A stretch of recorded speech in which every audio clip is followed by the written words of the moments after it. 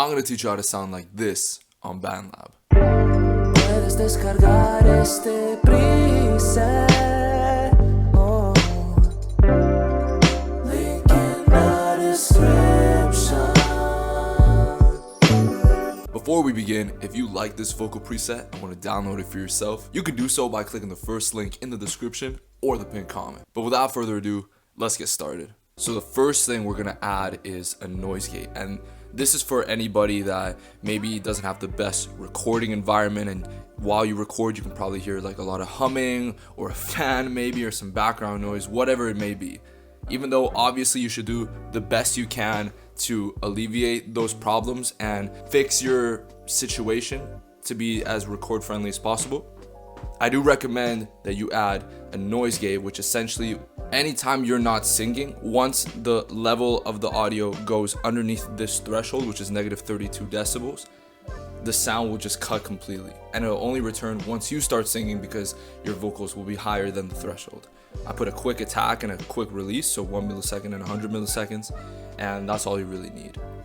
Then I added an EQ 3M, and all I really removed was in the mid frequencies. I boosted this all the way up and I started playing the song, and I would sweep around in the mid sweep area to try to find the most annoying frequencies for me. In this recording's case, it was around 3000 hertz. So once that was solved, I dropped the mids to negative 5 decibels. I didn't really add any highs or lows because that will be added in the next EQ. So this is a graphic EQ. I lowered the 100 hertz area because by that point that's sort of sub bass and rumbly and whatnot. I put a bit of a boost around like the low mids actually.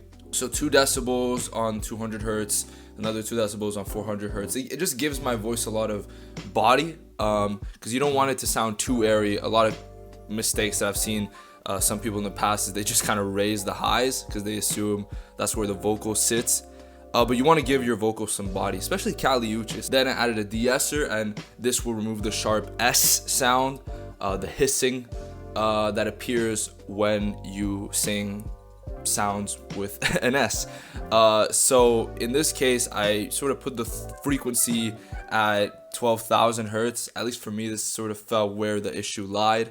And then I put the threshold at negative 2.5 decibels. If you're trying to level up your music career and want to upload your music to Spotify, Apple Music, you name it, click the second link in the description because that's going to get you 7% off of DistroKid, the best music distribution platform on the internet. It's already only $20 for you to upload an unlimited amount of songs and albums, so 7% off that is even better. Again, second link in the description. Now back to the tutorial. Then I added an FBK compressor, and what I did was I put the attack at 40 milliseconds. You don't want it to be all the way at 1, just because over there the transient gets completely cut as well and your vocals start to feel like they're in the background. So you want to have a nice sort of balance with the attack because that sort of indicates how upfront you are in the mix.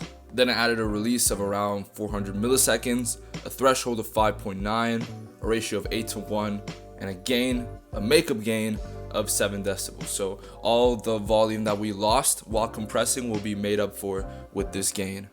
Then I added some very subtle spatial effects. I put a ping pong delay, but you can see 4%, so very barely noticeable. It just adds a nice sort of touch in the mix.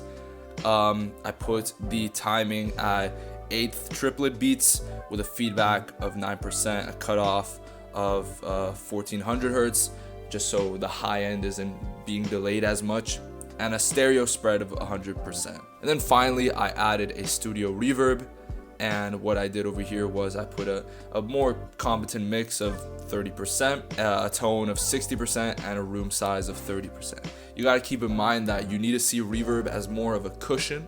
A big mistake people do at the beginning is just boost their vocals with reverb, which just makes it sound too washed out and unappealing. Especially in a pop context, you just want it to cushion on top of the beat so it doesn't sound too harsh. But that's essentially how you get a 𝐬𝐈 vocal preset. Again, if you like the vocal preset you heard at the beginning and want to download it for yourself, you can do so by clicking the first link in the description or the pinned comment. Make sure to subscribe and hit the bell for more tutorials like this. Comment below what other artists you want me to tackle, and I'll see you guys in the next video.